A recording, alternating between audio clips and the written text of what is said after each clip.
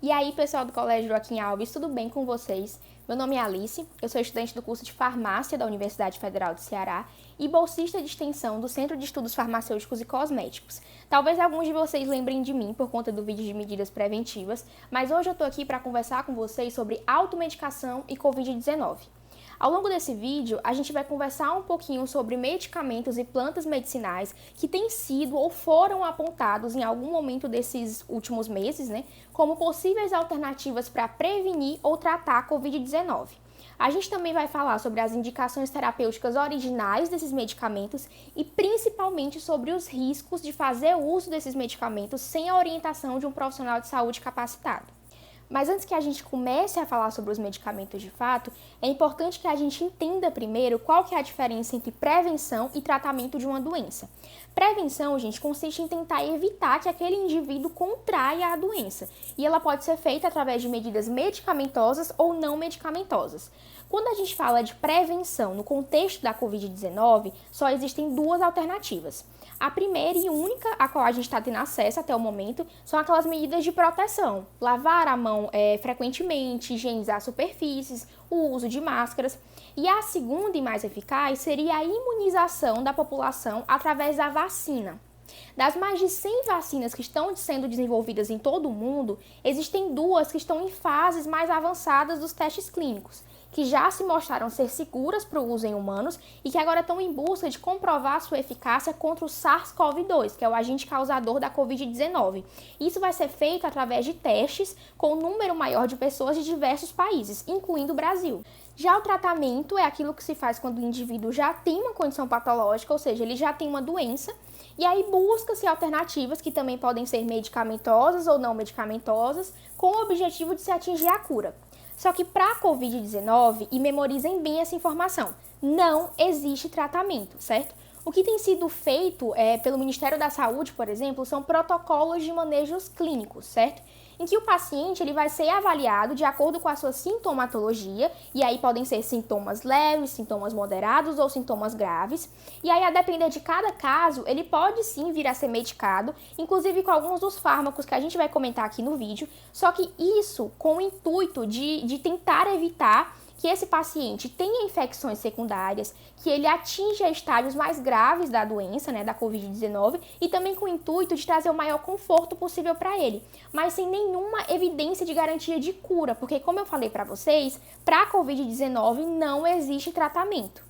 Eu resolvi começar o vídeo falando sobre isso porque eu tenho visto várias pessoas fazendo uso por conta própria de vários medicamentos, acreditando que elas estão se prevenindo de contrair o vírus ou que elas estão fazendo algum tipo de tratamento que vai fazer com que elas se curem mais rapidamente. Só que, pessoal, em primeiro lugar, medicamento nenhum vai proteger você de contrair o vírus, certo? Isso só as medidas de proteção e a vacina podem fazer por nós. E em segundo lugar, quando um médico ou um farmacêutico eles prescrevem um medicamento para você, eles conhecem os riscos do uso daquele medicamento, mas naquele caso em específico, eles acreditam que os benefícios que aquele medicamento podem te trazer superam os possíveis riscos do uso dele. Só que quando a gente pratica a automedicação, essa avaliação prévia não acontece. E no contexto da Covid-19, a automedicação se torna ainda mais perigosa porque a maioria dos medicamentos que têm sido usados tem efeitos adversos muito graves. Então, por isso que é muito importante a gente estar constantemente reforçando que a automedicação não deve ser praticada. Partindo para os medicamentos de fato, quando há o surgimento de uma nova doença, gente, não tem tempo hábil para que seja desenvolvido um tratamento do zero. Então, o que os cientistas buscam fazer primeiramente é avaliar a eficácia de medicamentos que já estão no mercado, só que com indicação para outras doenças, contra o agente causador da nova doença, que é o que a gente chama de redirecionamento terapêutico. Essa acaba sendo uma alternativa mais rápida de encontrar um possível tratamento, porque esses medicamentos que já estão no mercado, antes de serem lançados, eles já tiveram a sua segurança comprovada. Então, tudo que vai precisar ser feito é avaliar se eles de fato têm eficácia contra o agente causador da nova doença. Então, nesse caso, o SARS-CoV-2. Dito isso, os primeiros dois fármacos que a gente vai comentar são a cloroquina e a hidroxicloroquina. Esses dois medicamentos, pessoal, eles estão no mercado há mais de 50 anos e por muito tempo eles foram usados principalmente na prevenção e no tratamento da malária, mas eles permanecem sendo usados com sucesso até hoje no tratamento de doenças como lúpus eritematoso sistêmico e artrite reumatoide. O que acontece é que em 2003, na China, aconteceu uma epidemia causada por uma outra espécie de coronavírus, o SARS-CoV-1, ou só o SARS-CoV, certo? E na época, as duas drogas elas foram testadas contra esse vírus e demonstraram atividade in vitro contra ele. Só que a epidemia acabou se encerrando em poucos meses e acabou que não foram desenvolvidos estudos mais detalhados sobre a real atividade da hidroxicloroquina e da cloroquina contra o SARS-CoV-1.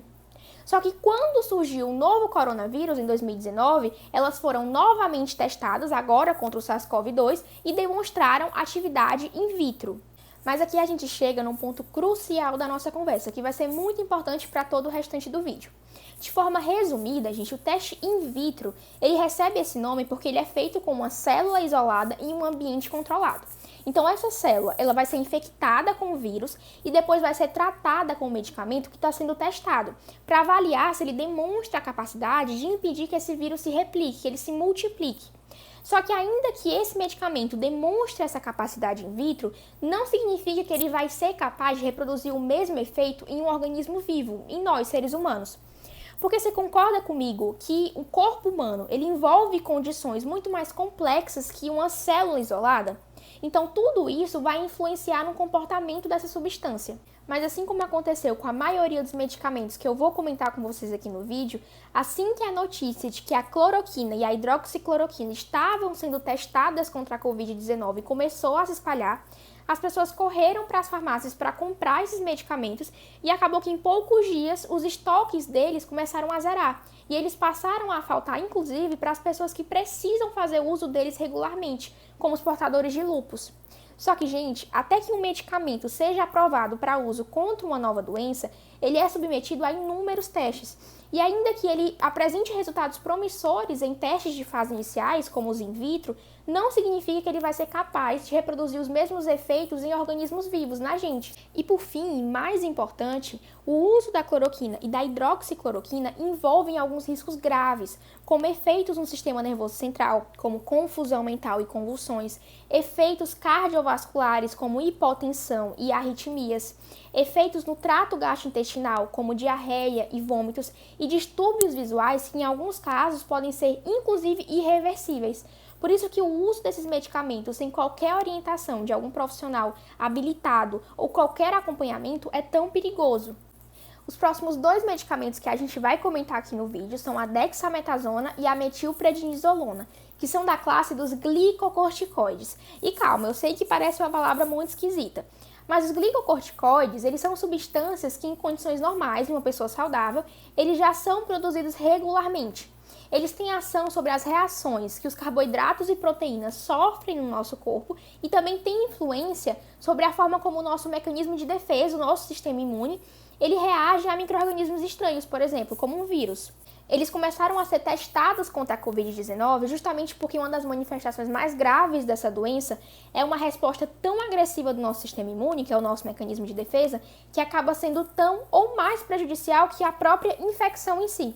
Um estudo publicado recentemente demonstrou que tanto a dexametasona quanto a metilprednisolona demonstraram a capacidade de reduzir o índice de mortalidade em pacientes internados em estado grave da Covid-19, que são geralmente aqueles que estão entubados ou precisando de oxigenação.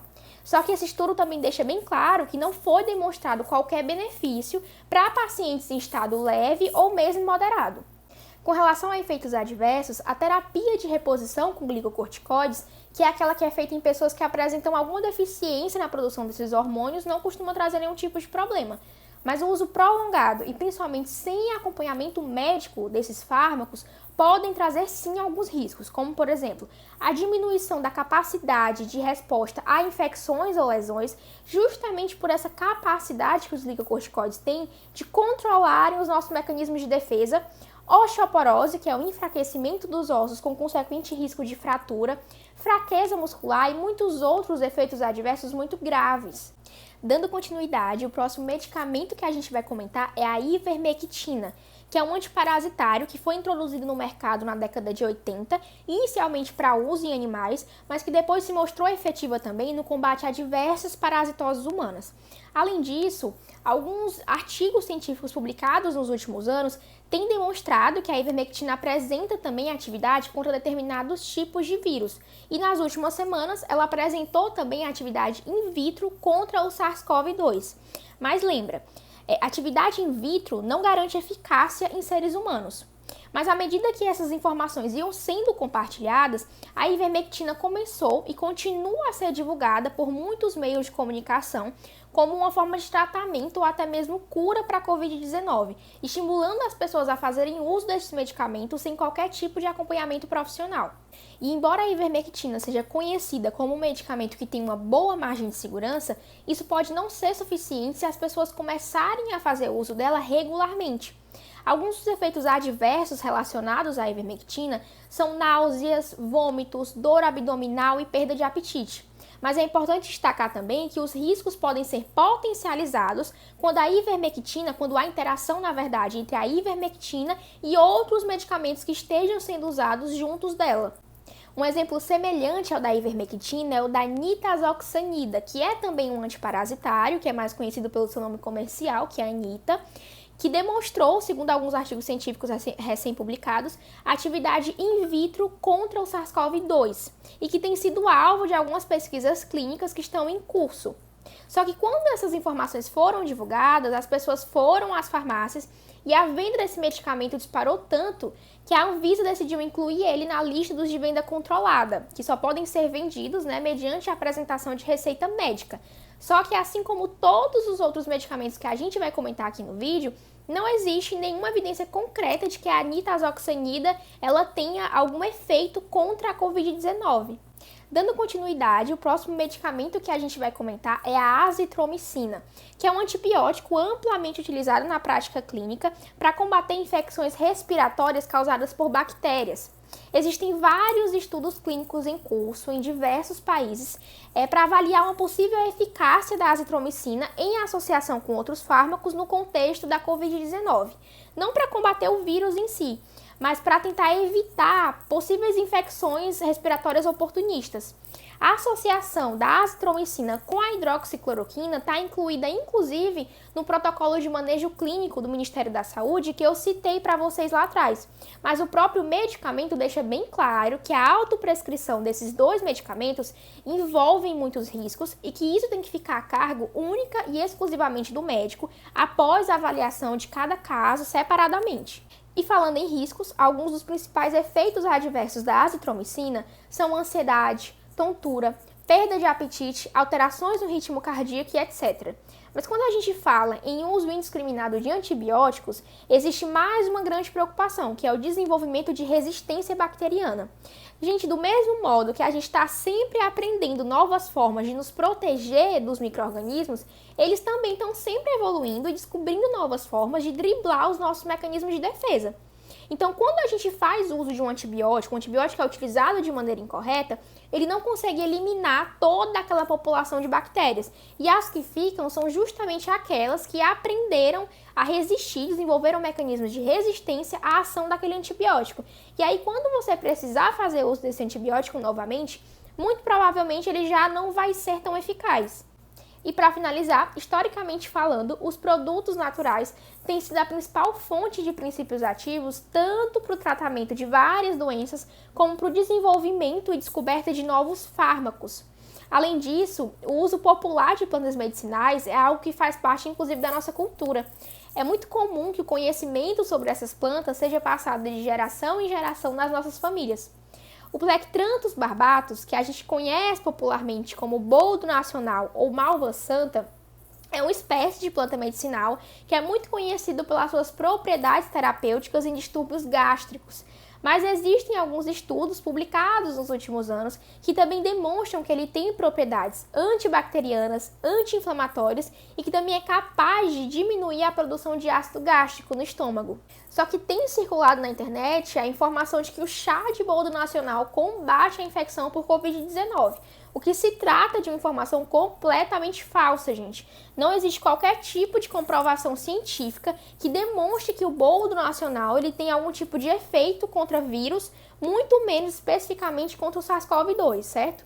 Além disso, é muito comum as pessoas terem a ideia de que por se tratarem de produtos naturais, as plantas medicinais e os seus derivados, como os chás, como os fitoterápicos, elas não oferecem qualquer tipo de risco à saúde, o que também é uma ideia equivocada, porque do mesmo modo que elas possuem substâncias químicas que podem levar ao efeito terapêutico, que é o que a gente procura, né, que é o que a gente busca, elas também têm potencial de gerar efeito tóxico, então devem ser consumidas com cautela.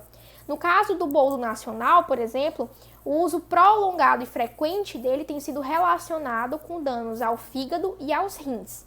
E para finalizar o vídeo, eu só tenho duas considerações para fazer. A primeira é que se você ou alguém que você conhece faz uso de alguns desses medicamentos que eu citei aqui no vídeo por orientação médica, não precisa se preocupar. Ele é de fato o profissional de saúde mais capacitado para decidir qual a melhor opção de tratamento, considerando cada caso em específico, certo?